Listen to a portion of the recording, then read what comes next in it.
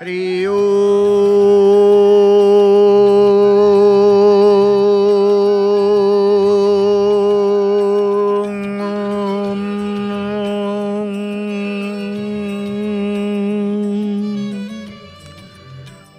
मंगलम भगवान विष्णु मंगलम गरुड़ध्वज मंगलम पुंडरीकाक्ष मंगलम पुरुषोत्तम माधव माधव वाक्यम माधव माधव हरि स्मरन्ति साधव नित्यं सर्वकार्येषु माधवम शुक्लं वरधरं विष्णुं शशिवर्णं चतुर्भुजं प्रसन्नं वदनं ध्यायते सर्वविघ्नोपशान्तये स्मृति सकल कल्याण भाजनं यत्र जायते पुरुषं तमजं नित्यं व्रजामि शरणं हरि संताकारं भुजगशयनं पद्मनाभं सुरेशं विश्वाधारं गगनसदृशं मेघवर्णं शुभांगं लक्ष्मीकान्तं कमलनयनं जोगिर्भिर्ध्यानगम्यं वन्दे विष्णु भवभयहरं सर्वलोकैकनाथं सर्वलोकैकनाथं सर्वलोकैकनाथं कदाचित् कलम्बितटविपिन सङ्गीतकरवो मुदा धीरिनारी वदनकमलस्वादमधुपः रमा शम्भु ब्रह्मा सुरपतिगणसारचितपदो जगन्नाथ स्वामी नयनपथगामी भवतु मे जगन्नाथ स्वामी नयनपथगामी भवतु मे जगन्नाथ स्वामी नयनपथगामी भवतु मे श्रीकृष्ण गोविंद हरे मुरारी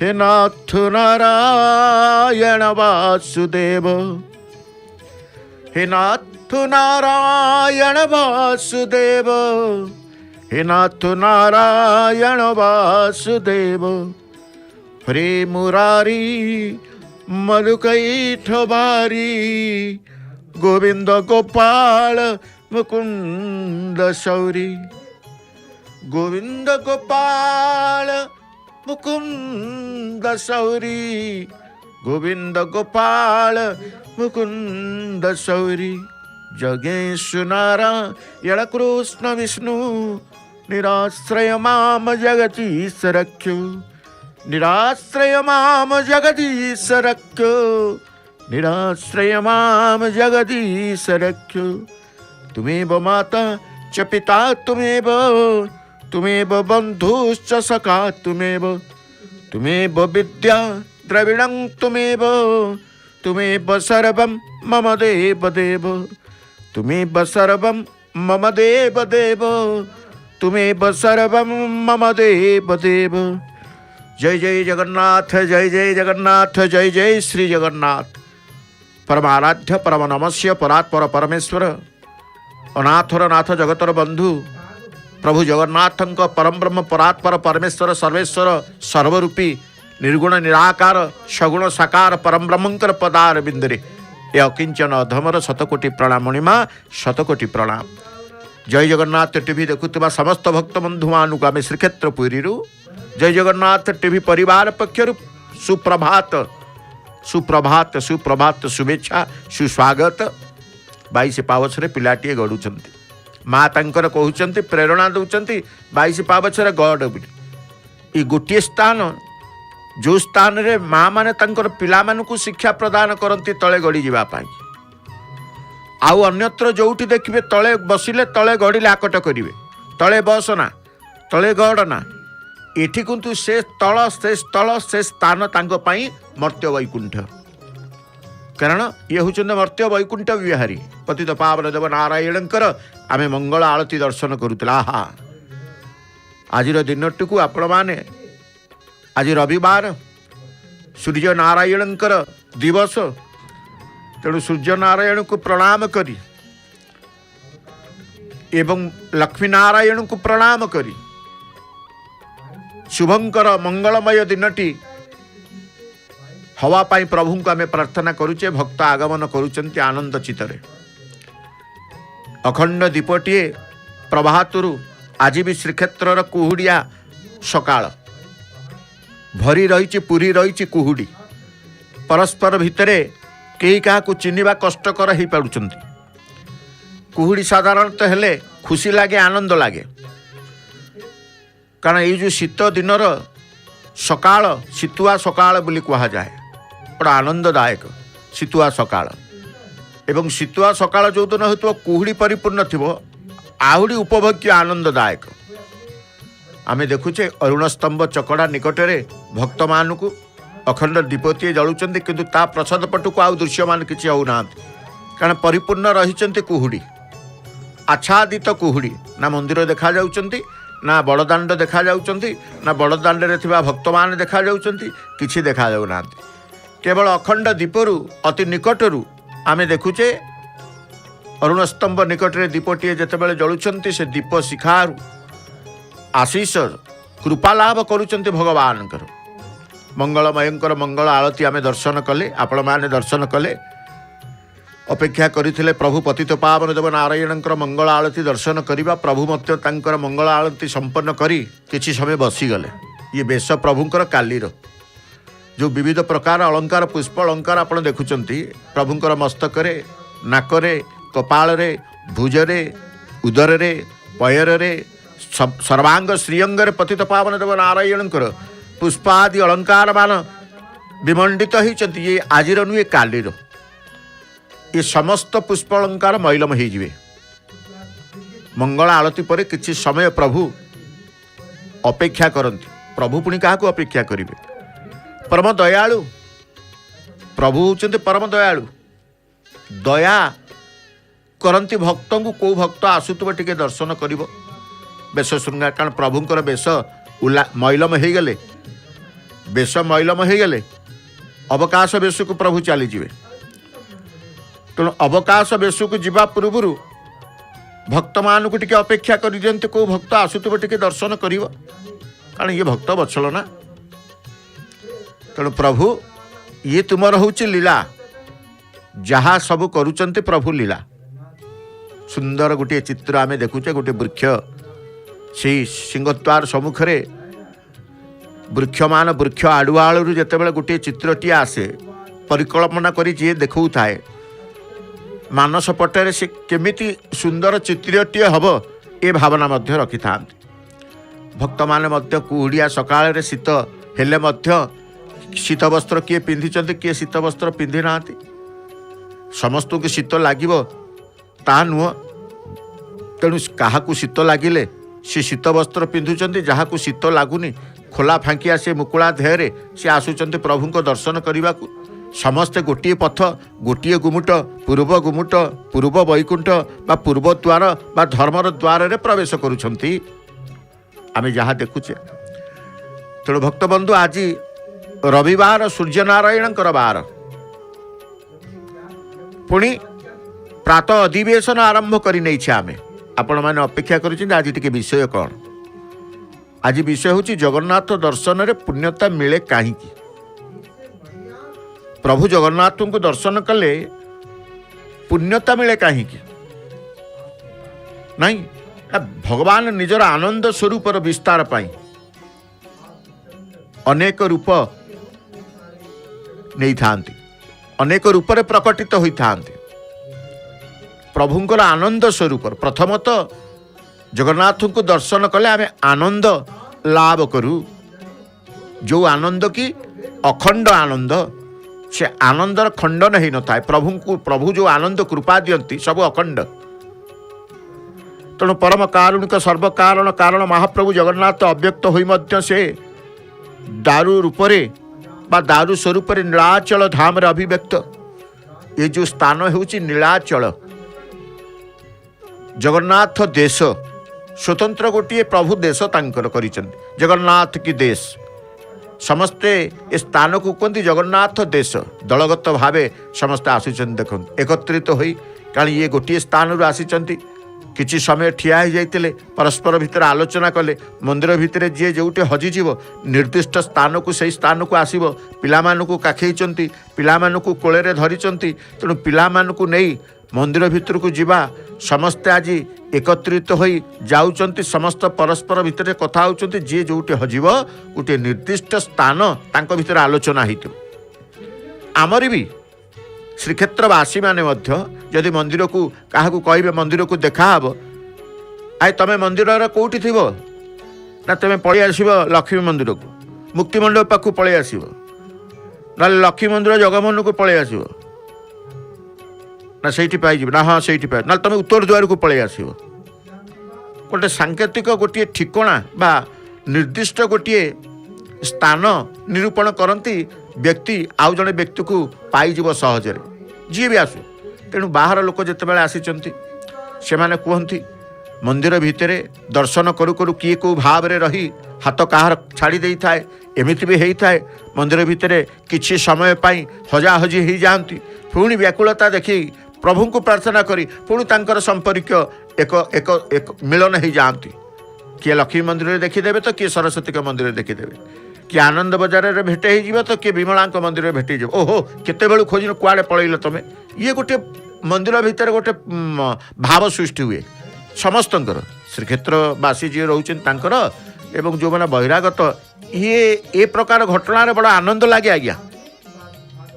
ଏମିତି ଆପଣଙ୍କ କ୍ଷେତ୍ରରେ ଘଟିଥିବ, ଆପଣ ଆସିଥିବେ ହାତ ଛାଡ଼ି ହେଇଯାଇଥିବ, ନାଇଁ ଆପଣ ଖୋଜୁଥିବେ, ସେ ଖୋଜିବା ଭିତରେ ଯେତିକି ସମୟ ଯାଉଥିବ ସେତିକି କ୍ରୋଧ ଆସୁଥିବ, ପୁଣି ମନ୍ଦିର ଭିତରେ ପୁଣି ଚେତନା ଆସୁଥିବ, ନାଇଁ ମନ୍ଦିର ଭିତରେ କ'ଣ ରାଗିବା, ସେ ଏଇଠି କେଉଁଠି ଥିବେ, ହଁ ଆଗକୁ ଚାଲ ଦର୍ଶନ କର, କିଛି ନହେଲେ ଗାଡ଼ି ପାଖକୁ ପଳେଇଥିବେ।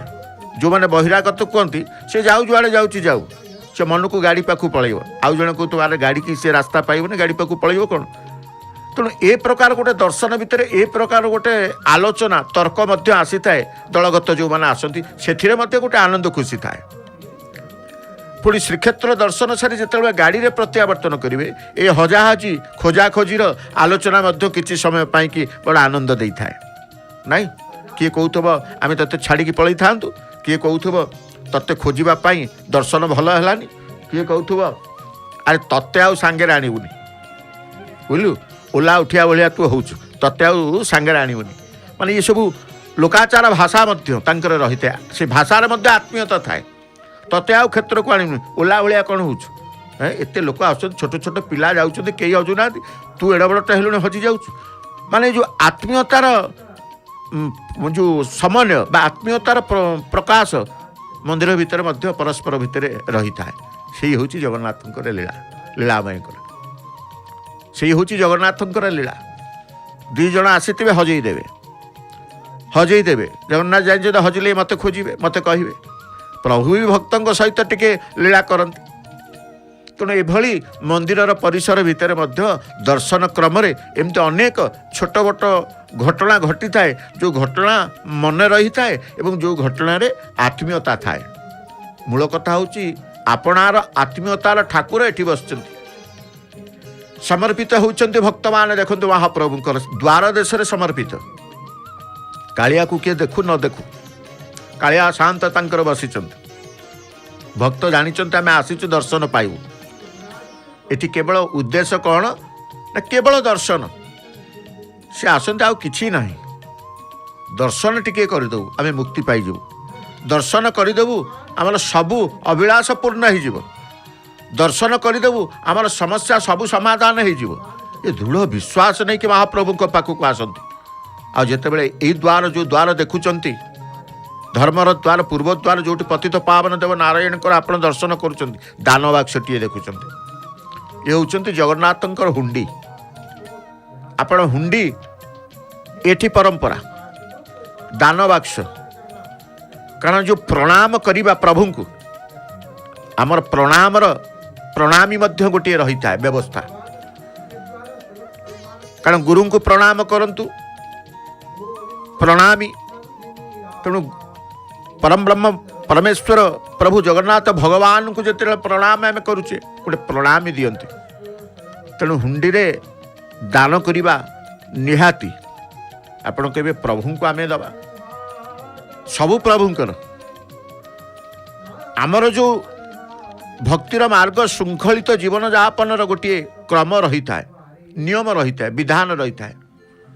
ଗୋଟିଏ ଶୃଙ୍ଖଳିତ, ଗୋଟିଏ ବିଶୃଙ୍ଖଳିତ। ବିଶୃଙ୍ଖଳିତରେ କଷ୍ଟ, ବିଶୃଙ୍ଖଳିତରେ ପାପ, ବିଶୃଙ୍ଖଳିତରେ ଆନନ୍ଦ ନଥାଏ, କିନ୍ତୁ ଶୃଙ୍ଖଳିତରେ ଧର୍ମ ଥାଏ, ଶୃଙ୍ଖଳିତରେ ପୁଣ୍ୟ ଥାଏ, ଶୃଙ୍ଖଳିତରେ ଆନନ୍ଦ ଥାଏ, ଶୃଙ୍ଖଳିତରେ ଶାନ୍ତି ଥାଏ।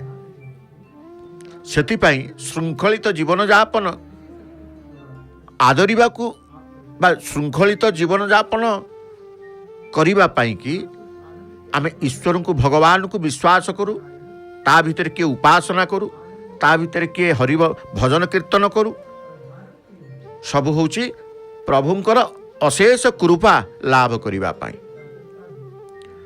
तेणु आमे कहले जगन्नाथ को दर्शन कले बा जगन्नाथ दर्शन रे पुण्यता मिले कहीं प्रथमतः ये होचंती धर्मर देवता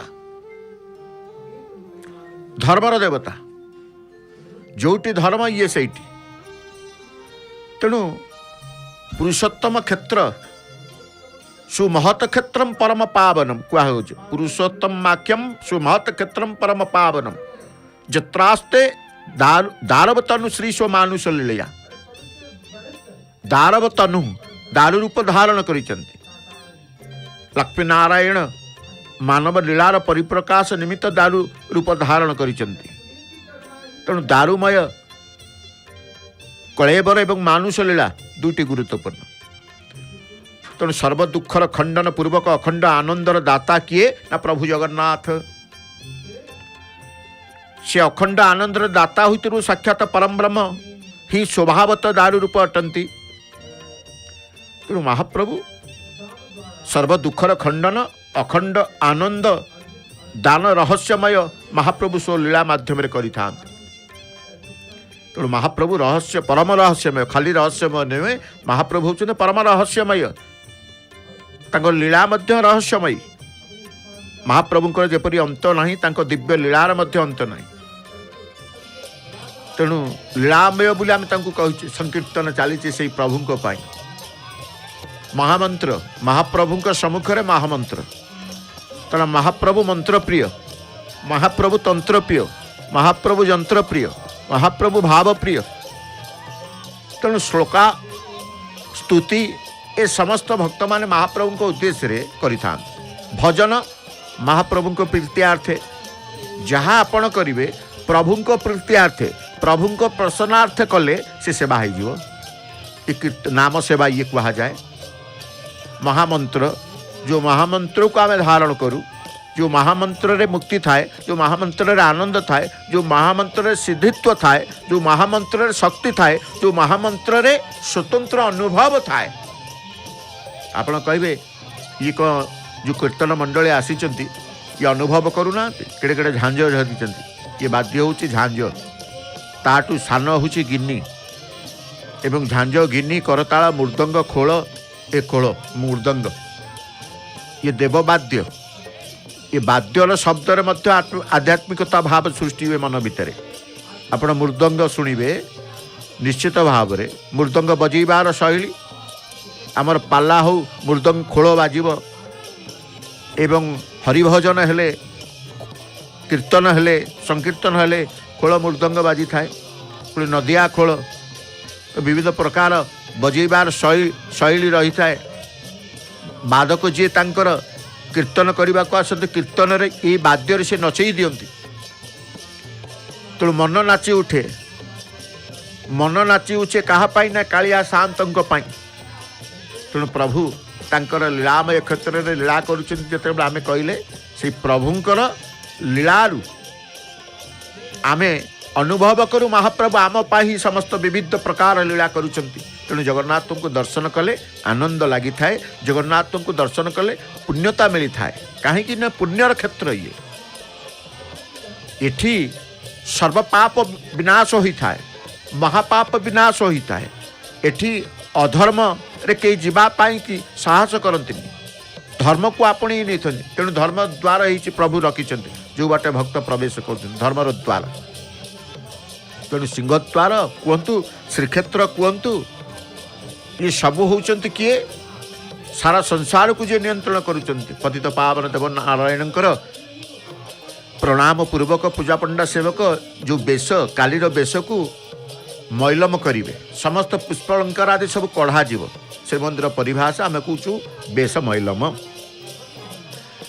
तेणु प्रभु को दर्शन करवा कहीं जगन्नाथ दर्शन में पुण्यता मिले कारण भगवान श्री हरिंकर से अवतार कथा कहतु जो ईश्वर आत्ममायार स्वेच्छापूर्वक लीला विहार करने कथा कहुई ना लीलामय स्वयंभू भगवान जगन्नाथ ही लीला रूप अटंती।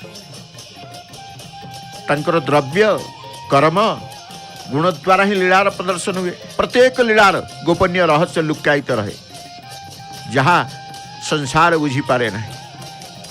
बहुधा लोके लीलार बाह्य रूप ही दर्शन करते, किंतु अंतरंग भाव विश्लेषण जिते जाए विमल बुद्धि रे करती ना। तेणु सी होती लीलामय सगुण साकार रूप से जिते महाप्रभु माया संसार अवतरित हुअन्ति, सेतेबेले से निजर औधर्य माधुर्य ऐश्वर्य लीलार परिप्रकाश करती, जहाद्वारा तांकर भगवत्ता ज्ञात हुए, आनंद मिली थाए, पुण्य मिली थाए। तेणु कहगला सी होती दर्शनर देवता, सी होती अनुभवर देवता, सी होती सर्वकारण कारणर देवता।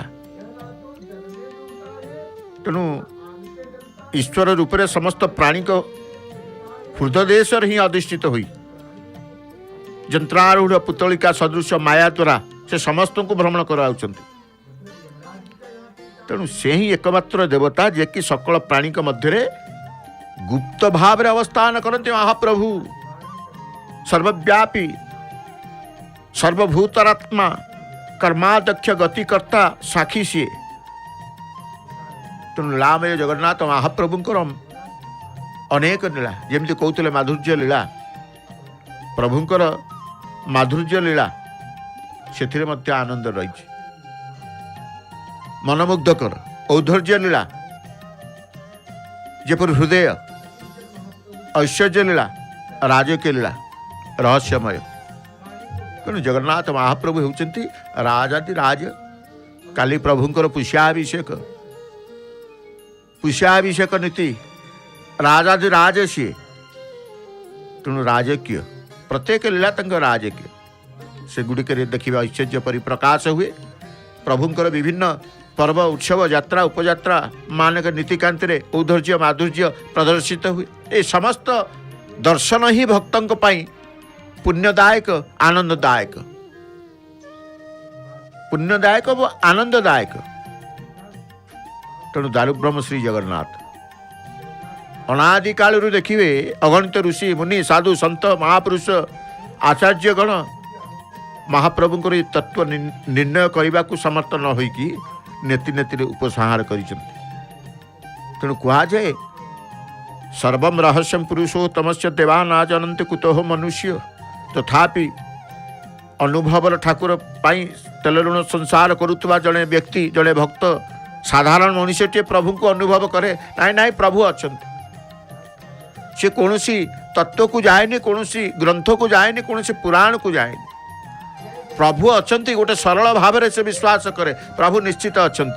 भक्त जड़े पतित पावन देव नारायण मैलम फूल पुष्प अलंकार को नेवाई केते व्याकुलता। यही समय समस्ते ठिया हुअन्ति। जगन्नाथ रत्न सिंहासन चतुर्था मूर्ति जितेबाला पुष्पादि अलंकार को मैलम करा जाए अपेक्षा करिथान्ति भक्त। जमी पतित पावन देव नारायण समस्त माल फूल को धरी जन सेवक आनंद चित्तरे आसुचंती। भक्त मान से पुष्प अलंकार लगी तुलसी माल प्राप्ति होगापी मनर व्याकुलता प्रदर्शन करिथान्ति। कारण तांकर अंग लगी प्रत्येक द्रव्य रोगहारक। तुलसी हो कर्पूर आलती टी सेवा करती। तेणु प्रभुंकर पतित पावन देव नारायण कला घोड़ दृश्यमान हेले। काली जेहेतु शनिवार था प्रभुंकर कला लुगा कला घोड़ पिंधि था। पुष्पादि अलंकार द्वारा जिते सज्जित होता घोड़ लुकायित अवस्था रही जिते पुष्प अलंकार सब उलागी मैलम हो गला। स्पष्ट भाव में आम कला रंगर घोड़टी आम देखुचे। आज परिवर्तन करा जाए लाली रंगर घोड़ पिंधे। आज रविवार लाली रंग। तेणु आम कहले प्रभु भगवान आनंद स्वरूप, से आनंद स्वरूप ही प्रकटित होते भक्त मान को दर्शन देवाई। तो आम कहले ज्ञान शक्ति बल ऐश्वर्य वीर्य तेज को परवर्ती समय आम कहे जगन्नाथ को दर्शन करवा षड विग्रह स्वरूप वर्णन रही नहीं। प्रभु आपण ही परमेश्वर ईश्वर प्रभु। जो व्यक्ति श्रद्धा भक्ति रे आजीवन प्रत्यय प्रभु को चिंतन करिथाए, भजन कीर्तन करिथाए, जप आदि करिथाए, निश्चित भाव रे से तांकर भगवानकर सी करुणा लाभ करिथाए, भगवानकर करुणा लाभ करिथाए।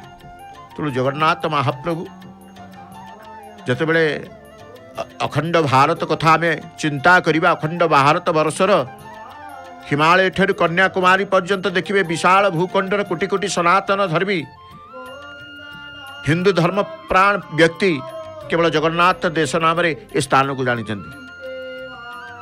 तेणु ये होचंदी कालजयी परम ब्रह्म रूपी जगन्नाथ, तांकर पीठ ये जगन्नाथ पीठ, जगन्नाथ धाम बोली कहा जाए। नित्य सत्यर स्थान एठी मर्त्य वैकुंठ नीलाचल धाम एक स्थान को मध्य कही था। तेणु सकल विभवर प्राण केन्द्र होउचंदी महाप्रभु जगन्नाथ। कहगला सीए सकल विभवर प्राण केन्द्र, ओडिया जातिर आत्मा, इष्ट कुलदेवता सर्वस्व होउचंदी महाप्रभु जगन्नाथ। पुरुषोत्तम देखिए क्षेत्र में प्रभु ही पुरुषोत्तम बासी दारु ब्रह्म श्री जगन्नाथ। कालजयी परम ब्रह्म रूपी जगन्नाथ पीठस्थली जो श्रीक्षेत्र को आम दर्शन करुचे, नित्य सत्यर स्थान मर्त्य वैकुंठ नीलाचल धाम बोली कहूचे। तेणु ये धामर पुरुषोत्तम धामर प्रतिष्ठा महात्म्य सबकिछि वर्णना रही, सबकिछि वर्णना रही। साधु संत सन्यासी आचार्य पंडित परम पवित्र पुरुषोत्तम क्षेत्र को ही आकर्षित हो आसी। पृथ्वी रे एकमात्र स्थान जो स्थान रे आमे साक्षात परम ब्रह्मंकर अनुभव ही थाए। तेणु से परम ब्रह्म होउचंदी किए ना प्रभु जगन्नाथ, प्रभु जगन्नाथ। तेणु जगन्नाथंकर दर्शन प्रत्येक जीव तार पूर्णांग पूर्णत्व सिद्धित्व स्थितित्व अस्तित्व सबकि पाई थाए प्रभुंक दर्शन रे। जीवनर चिंता चेतनार से रही। ओडिया जाति जीवनर चिंता और चेतनार बा चेतनार शयन स्वप्न जागरण जगन्नाथ को समस्ते खोजी था। आमे कहूचे ब्रह्म विचार से अव्यक्त अचिंत्य अगय अवर्णनीय हेले ओडिया चेतनार से रक्त मांस देही मनीष सदृश मनीष लीला प्रातः समय स्नान करती, बेश हुंती, दर्शन दियंती, साधारण दर्शन सर्वसाधारण गुहार की से शुणती। तेणु तांकर मनीष परी लीला माँ बाटमंगलांकर आमे दर्शन करुछे। कारण जितेबले पितामातांक कथा को जीवा, पितामाता हेउचंती आमर जीवंत देवता। से पितामाता स्वरूप आमे प्रभु को आमे कही था, तुमेव माता च पिता तुमेव। तेणु प्रभुंकर दर्शन तो मन भितर रहिबो। प्रभुंकर दर्शन करू करू आमे बाटमंगलांकर दर्शन मध्य लाभ करिथाउ, मांकर दर्शन लाभ करिथाउ। नीलाद्रि बा शंखक्षेत्र बा श्रीक्षेत्र मध्य 10 योजन रे अनेक देवदेवींकर पीठ स्वस्व प्रसिद्धि लाभ करिछांती। स्वस्व स्थान मंदिर मान प्रत्येक भक्तंक भावनार मध्य थांती। तन्मध्य आमे जेतेबेले श्रीक्षेत्र पुरी को आगमन करिथाउ, कालिया शांतंकर दर्शन करिबा पई चिंता करिथाउ। मांक निकटरे टिके ओल्ही पड़िबा, बाटरे टिके ओल्ही पड़िबा, बाट मंगलांकु टिके दर्शन करिबा। तेणु प्रभुंकर क्षेत्रर पुण्यता, प्रभुंकर दर्शनर सुदर्शनर कृपा मध्य मांकर रही थाए। तो आम कहे प्रभु जगन्नाथ रत्न सिंहासन रे प्रभु निजे नीलाद्रिनाथ बसीचंती। जगन्नाथ महाप्रभुंकर विभिन्न प्रकार जेतेबेले तांकर लीला करती, से लीला को भक्त मान ही मत अनुभव करिथां। तेणु जगन्नाथ स्वतंत्र भाव रे समस्तंकर आराध्य देवता। जगन्नाथ समस्तंकर हृदयर देवता। जगन्नाथ समस्तंकर जो कहुए सर्वस्व, प्रभु सर्वस्व समस्तंकर। तेणु अखिल ब्रह्मांड नायक महाप्रभु जगन्नाथ कहुए से अखिल ब्रह्मांड अनंत कोटि ब्रह्मांड नायक होउचंती प्रभु जगन्नाथ। जगन्नाथंकर चेतना जगन्नाथंकर संपर्क रे वर्णना अवर्णन्य बोली जो कहा जाए से अव्यक्त अचिंत्य अवर्णन्य तथा भी सर्वसाधारण को गुहारी से शुणत नहीं। दारू ब्रह्मंकर मानवीय लीला जिते प्रकार लीला से करती समस्त लीला समस्त यात्रा उत्सव रे परिपूर्ण थाए कौन ना आनंद ही आनंद परिपूर्ण थाए। से ही आनंद पूर्ण ठाकुर बोली कहा जाए। तांको दर्शन करदेले समस्त शोक समस्त दुख आपे आपे अपसरी जाए। तेणु प्रभु को दर्शन करने कि मनर तीव्रता कहतु व्याकुलता कहतु निश्चित भाव में रही है से मानकर जी ईश्वर विश्वासी बा संपूर्ण समर्पित से मानी तांकर खोजी था महाप्रभुंकर दर्शन। तेणु जगन्नाथ जे एकाकी समस्त चिंतन चक्र अव्यक्त मूलधार निसंदेह से आद्य देव स्वयं सृष्ट सी ताकू कई सृष्टि करना सृष्टिकर्ता ब्रह्मा को जी सृष्टि करिसेंती से होचंती प्रभु जगन्नाथ। तेणु तांको दर्शन निश्चित भाव में पुण्यदायक मंगलदायक। प्रभु को दर्शन करुचे आमे मंगल कामना करुचे प्रभुंकर आलती दर्शन करुचे मंगल कामना करुचे प्रभुंकर रूप स्वरूप को चिंतन करुचे मंगल कामना करुचे। तेणु श्री जगन्नाथ होचंती मंगलमय ठाकुर। जिते रत्न सिंहासन चतुर्था मूर्ति भाव से बसी था जगन्नाथ बाड़े सुदर्शन जगन्नाथ बाड़े श्रीदेवी जगन्नाथ बाड़े भूदेवी पूजा होता है नहीं। महाप्रभु को उद्देश्य समस्त नैवेद्य ये बाड़े पूजा करि तेणु प्रभुंकर जगन्नाथंकर स्वतंत्र मंत्र जड़े भक्त माँ टी फूलमाल सिंदूर नहीं तार यात्रा पथे जीवाई मनर संकल्पता आनी थाए। जो माने यात्री ही जाती यात्रा गोटे स्थान अन्य स्थान को यात्रा करिवार स्थिर करि थांती से माँ कृपा भिक्षा करि थांती आशीष भिक्षा करि थांती दर्शन कामना करि थांती। मन भितर अभिलाष करती आमे बाटे टे माँ को दर्शन करिकी जिबा। कई कई माँ को पई सरपड़ी नहीं थांती कई कई माँ को पई प्रभुंकर अंग लागी माळ मध्य पुष्प अलंकार जहाँ मिला माँ को टिके प्रदान करती एवं प्रदान करी से तांकर यात्रा स्थल रे से यात्रा करि थांती। तेणु प्रभु जगन्नाथंकर कथा आमे जेतेबेले कहूतले महाप्रभु को उद्देश्य समस्त नीतिकांति जेतेबेले तांकर स्वतंत्र मंत्र रही कारण अष्टादशाक्षर राजमंत्र बोली जो कहा जाए ओम क्लीं कृष्णाय गोविंदाय गोपीजन वल्लभाय नमः। प्रभुंकर मंत्र हूँ ओम क्लीं कृष्णाय गोविंदाय गोपीजन वल्लभाय नमः। ये मंत्र रे पूजा करा जाइते। तेणु महाप्रभुंकर राशि मध्य स्वतंत्र आमे कहूचे जो नक्षत्र वंदापना महाप्रभुंकर होता है। जगन्नाथंकर राशि रोहिणी वृष जगन्नाथंकर कपाल देश रे देखिए रत्न चिता धारण कर जो चिता को आमे कहूचे ब्रह्मज्योति हीरा खचित होइचंती। तेणु विविध प्रकार हीरा लीला माणिक पाना द्वारा खचित होई महाप्रभु तांकर चिता को धारण करती पतित पावन देवंकर मध्य चिता आमे दर्शन करुचे। तेणु जगन्नाथ होउचंती सर्व कारणर कारण सी जगन्नाथ परम ब्रह्म भूशक्ति सुशक्तिर नीलाचल होइछि। भूशक्ति और सुशक्तिर नीलाचल होइछि। सुशक्ति होउचंती जगन्नाथ। तेणु एठी भूशक्ति को अनुभव सुशक्ति को अनुभव। तेणु भूशक्ति सुशक्ति नीलाचल धाम श्रीक्षेत्र आमे कहबा सुशक्ति किए ना सुशक्ति होउचंती जगन्नाथ। शेष देवंक मस्तक उपरे अष्टदल पद्म केसर उपरे चिंतामणि पीठर स्वयं श्री जगन्नाथ महाप्रभु विजय करिसंती। तेणु जगन्नाथ बलभद्र सुभद्रा चक्र रूपेण दारु ब्रह्म स्वरूपाय चतुर्धा मूर्तये नमः आमे कहूचे। दारु ब्रह्म रूपी चतुर्था विग्रह दर्शन समय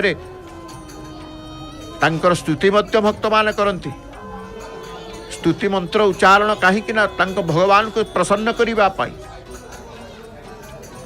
अनंत सहस्र मूर्ति सहस्र पाद सहस्र चक्षु शिर उरु बाहुधारी सहस्र नामधेय शाश्वत पुरुष सहस्र कोटि युगधारी पुरुषोत्तम को प्रणाम करते भक्त। से सहस्र कोटि युगधारी पुरुषोत्तम किए ना महाप्रभु जगन्नाथ। तेणु जगन्नाथ जगन्नाथ जगन्नाथ त्राही माम जगन्नाथ जगन्नाथ जगन्नाथ रक्ष माम। सदा सर्वदा चिंतन चिंता चेतना भितर प्रभु को रखिता। तेणु प्रभु भगवान परम विष्णु कहुए से परम विष्णु क्षेत्र तांकर पुरुषोत्तम क्षेत्र सर्वेशांगमपि क्षेत्राणाम राजा श्री पुरुषोत्तम सर्वेशांगमपि देवानाम राजा श्री पुरुषोत्तम। भक्त मान को दर्शन दे आसुचंत दिव्य मर्त्य वैकुंठ रे आमे क्षेत्र स्थान पुरी को कहचे दिव्य मर्त्य वैकुंठ अनादि काल तांकर मानवीय लीला प्रभु करी आसुचंत जहाँकि विविध प्रकार पुराण मानकर वर्णना आम देखु। लीला हूँ लीलामय होती सी। तेणु माँ दर्शन सहित प्रभुंकर दर्शन लाभ करुचे। प्रभु परमेश्वर सी हूँ परात्पर परमेश्वर प्रभु जगन्नाथ।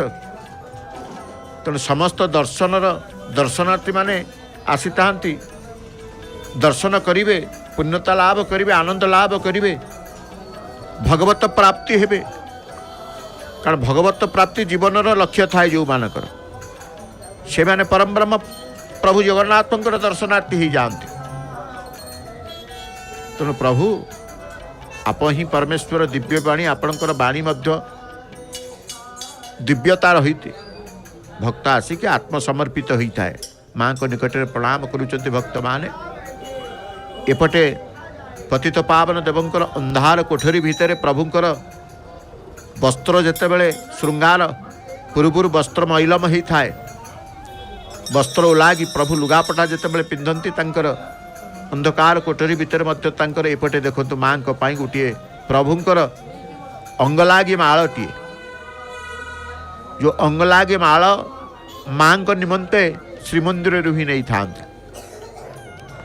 तेणु समस्ते प्रभु को निकट में समर्पित आत्मसमर्पण न कले अहंकार बुद्धि जहाँकि सिद्धिर साधनार परम शत्रु होउचंते अहंकार। आप मन भीतर अहंकार थे आप सिद्धित्व पाइबे। भगवान को अहंकार प्रिय अप्रिय बोली कहा जाए। भगवान को अहंकार अप्रिय। तेणु आम सदाबले भगवान को दर्शन करूँ भगवान निकट समर्पित हो प्रभु मन भितर अहंकार न आसु। सर्वशक्तिमान परमात्मा एकमात्र शरण्य देव। तेणु भक्तटीए जाए शरण पशिवाई जाए करपल्लव पुष्पलंकार माँ बाटमंगलांकर मस्तकर शीर्ष भाग ही पूजक महाभाग तांकर करपल्लवटी को स्थानित करिचंती रखिदेइचंती। ये प्रभुंकर श्रीअंग माँ लागी पुष्पलंकार। तेणु प्रभु को दर्शन करिबा सर्वशक्तिमान परमात्मा एकमात्र शरण्य देव बोली कहगला। शरणगति बिना भक्ति नहीं। यदि मनरे भक्ति न आसे विभु कृपा नहीं विभु अनुभव नहीं भगवत प्राप्ति नहीं। तेणु भक्ति बिना प्रेम नहीं प्रेम बिना सबू किसी अधूरा रहे। सर्वश्रेष्ठ होची भक्ति परम भक्ति शरणागति बिना संभव नुहे। तेणु जीवन चक्र उपरे बसी जीव दुख भोगी चली कहीं समर्पित से ईश्वर पाखे ही ना सच्चा सुखर पता नहीं। तेणु जब जीवन सुख जो माने शांति चाहती से केवल आश्रित ही चाहती बा शरणागति मिली था शरणापन होता है। से प्रभु जे कि तांकर लीला करुचंती मानवीय धर्म पालन करिबा पाई विविध प्रकार वार्ता मध्य प्रदान करुचंती। मानवीय धर्म मनुष्यर धर्म सत्य कहब अन्य प्रति दयाशील हब भगवान को चिंतन तपस्या करिब संयम ये सब ब्रह्मचर्य ठू आरंभ करी सरलता समदर्शिता साधु सन्थ मानकर गुरुजन मानकर सेवा ये सब भगवान को नित्य स्मरण श्रवण कीर्तन ये सब करवा दरकार भाव प्रभु प्रति से सदाबले चिंतन करुथुब सर्वप्रथमे भगवान सह संबंध जोड़े ये भावना तार आसुथुब कौन सी इंद्रिय सुख स्वाद भोग करने को दियो ना प्रभु को प्रार्थना गुहारी करुथुब इंद्रिय सुख ही कष्ट दे थाए तेणु प्रभु को सी कही था प्रभु एभली करुणा कृपा करतु जो भली मो मनरे कौन सी इंद्रिय सुखर भाव भोगर भाव सृष्टि न हो एवं मोर इंद्रिय को मोर मन को आपण ही नियंत्रण रखंतु केमिति कृपा करंतु मोर इंद्रिय मोर मन निज नियंत्रण रे रहिबो तेणु आमे से परमेश्वर जे समस्तंकर ईश्वर परमेश्वर बोली कहा जाए से होचंदे परमेश्वर से होचंदे सर्वेश्वर से ही धर्म को रक्षा करते से ही पुण्य प्रदान करते तेणु धर्म को रक्षा करने मनुष्यर कर्तव्य धर्म रक्षति रक्षित धर्म लक्षण तेणु आम कहे प्रभु जीवन आपण एवं जीवन बंचार मार्ग आपण ही देखिबे जी भगवान को एक कथा मागी थाए ता जीवन में बंचापी कौन से भय न थाए भगवान को जे प्रणाम करे तार कौन से भय रहे ना अधर्मी लोकों भगवान दंडधारी हुई आसती तांकर दंड मध्य कल्याणकारी होता है से जहाँ को दंड देवे दंडर मध्य कल्याण थाए तेणु विहित कर्मर पालन निषिद्ध कर्मर त्याग जीवपाई परम हितकर या बुझा दरकार विहित कर्मर पालन जो कर्म करिले भगवान प्रसन्न हेबे से कर्म को करिबा जो कर्म निषिद्ध रही से कर्म को त्याग करिबा हेले जीवपाई परम हितकार होता है बोले कथा मध्य वर्णना रही तेणु मित्रता भाव समस्त पाती नीति धर्म और भगवान का संबंध अतुट भगवान ईश्वर